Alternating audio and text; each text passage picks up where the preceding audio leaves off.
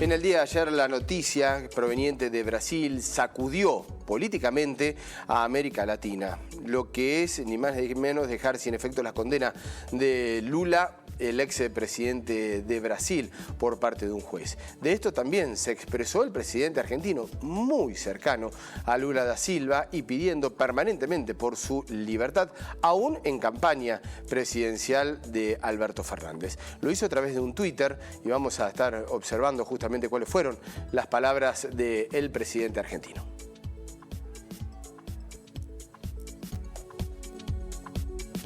Allí está, dice: celebro que Lula oficial, arrobando a Lula da Silva, haya sido rehabilitado en todos sus derechos políticos. Se anularon las condenas en su contra que fueron dictadas con el solo fin de perseguirlo y eliminarlo de la carrera política. Se hizo justicia y el hashtag Lula Libre de Alberto Fernández allí, justamente que ha sido tendencia en la red social Twitter en el día de ayer. Estamos en contacto con un analista político de Brasil, Creomar de Souza, quien tiene la voluntad allí de poder atendernos a nosotros. ¿Cómo le va, Creomar? Muchas gracias por atendernos. Muchas gracias. Es un placer hablar con vosotros y la audiencia de Argentina siempre. Creomar, ¿qué significa esto políticamente para Brasil? Es un golpe que, yo decía, en la política de América Latina ha movido los cimientos. ¿Qué pasó en Brasil? Bueno, básicamente significa para Brasil un tanto de sorpresa y confusión. Es sorpresa porque nosotros no esperábamos que una decisión tan directa, después de tanto tiempo, simplemente cambiase la situación política de Lula, haciéndole elegible otra vez. Y es un tanto de confusión porque estamos muy cerca de las próximas elecciones y Lula elegible es un factor muy importante en la figuración del panorama electoral aquí en Brasil.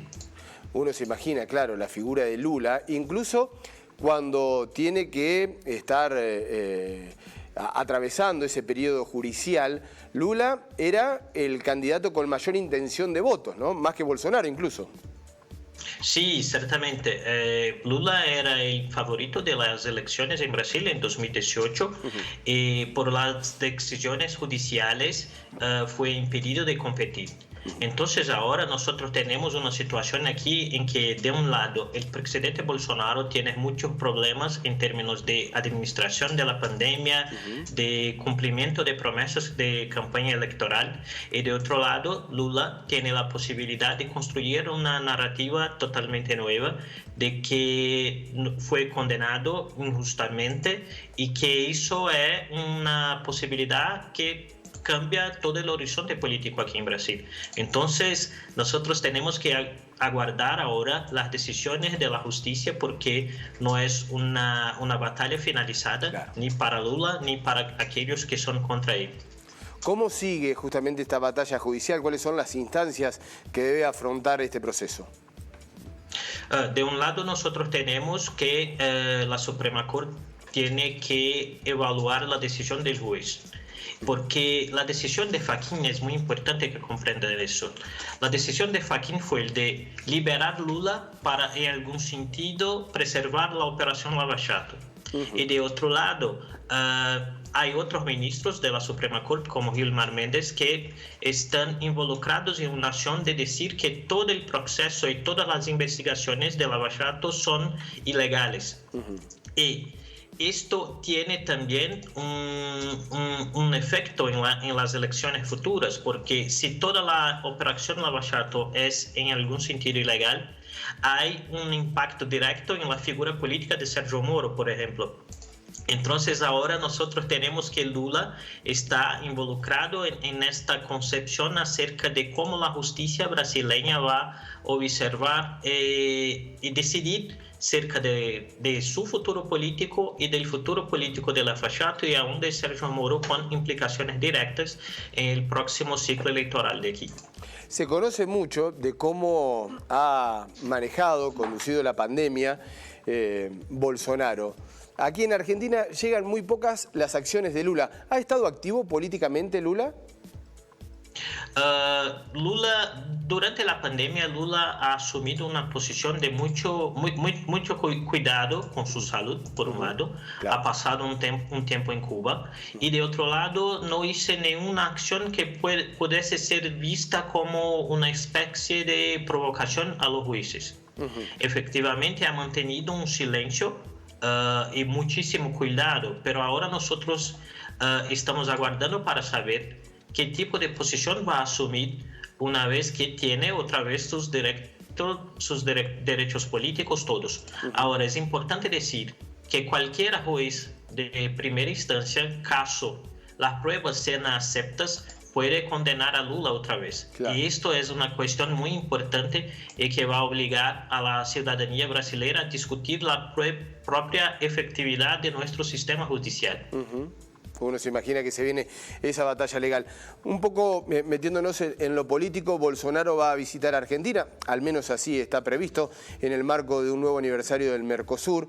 Esa situación de gobiernos enfrentados como Bolsonaro y Alberto Fernández, ¿tiende a relajarse o se acentúa más con el caso Lula? Creo que probablemente nosotros veremos una mayor agresividad desde aquí de Bolsonaro contra Fernández y probablemente una respuesta de ahí, porque básicamente lo que nosotros hemos visto aquí desde 2019, cuando Bolsonaro asumió la presidencia de Brasil, es que Bolsonaro asumió una posición que no es históricamente común en términos de Brasil. Bolsonaro ha asumido posiciones políticas en procesos electorales de nuestros vecinos. Y no es una acción que el Itamaraty y el propio Palacio do Planalto históricamente tengan. Esto es decir que Bolsonaro ha utilizado la política externa hasta aquí para construir un tipo de narrativa electoral.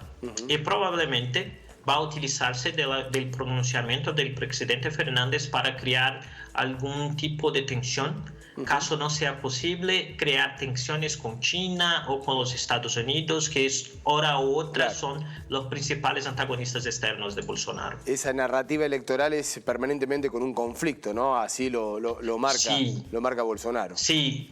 En algún sentido, es decir, que Bolsonaro gobierna como si estuviese haciendo una campaña electoral. Claro. Todos los días nosotros aquí somos afectados por algún tipo de percepción, de charla, de habla que es un tanto cuanto chocante y que en algún sentido crea muchísima confusión interpretativa, pero para Bolsonaro es importante porque mantiene la fuerza de sus grupamentos electorales más radicales. Entonces, probablemente nosotros veremos una reinvención y una radicalización del discurso de Bolsonaro en los próximos días aquí. Claro, y ahora mucho más con Lula y esta posibilidad de poder ser candidato. Uno se imagina seguir hablándole a ese núcleo duro, ¿no? Ese electorado radicalizado que tiene Bolsonaro. Te pregunto, Creomar, por la pandemia. Brasil está en un momento muy crítico, al menos así lo marcan los números. ¿Cómo está el brasilero, el que vive en San Pablo, en Río, en Manaus, en Río Grande do Sul? ¿Cómo lo está atravesando? Nosotros estamos delante de una situación muy dura aquí. En verdad, el facto es que no solo el presidente de la República, pero también los gobernadores, los alcaldes de las principales ciudades han cometido muchos errores en términos de administración de la crisis sanitaria. Entonces, hoy, por ejemplo, yo vivo en Brasilia, la capital. Nosotros estamos en una situación que es muy dura. No hay espacio en los hospitales para recibir los enfermos de la COVID-19.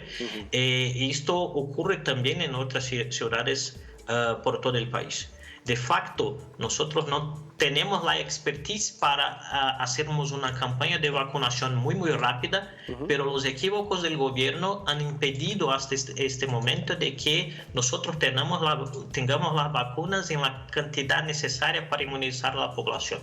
Entonces, la situación no es fácil, es muy dura y políticamente Bolsonaro está pagando un precio muy alto por su acción y por sus discursos aquí.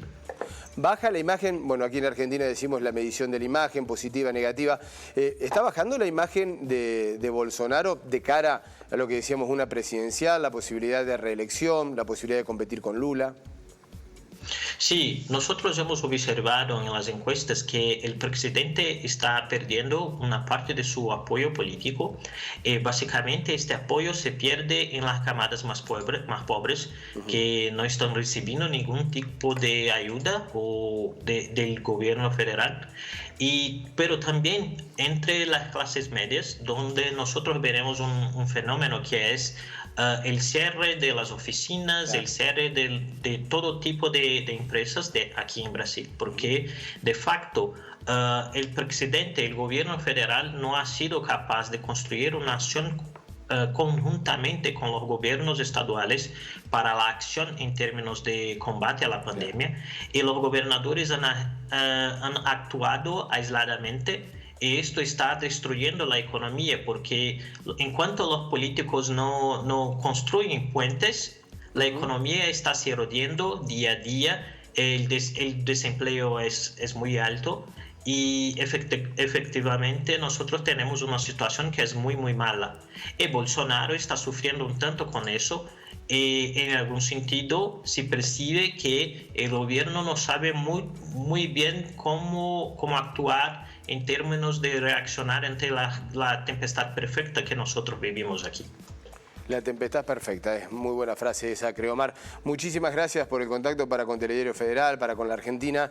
Ha sido un placer y te vamos a estar solicitando cuando allí la realidad de Brasil la tengamos que entender también desde esta parte. Un fuerte abrazo y hasta luego. Un abrazo, un gran placer. Muchísimas gracias. Hasta luego.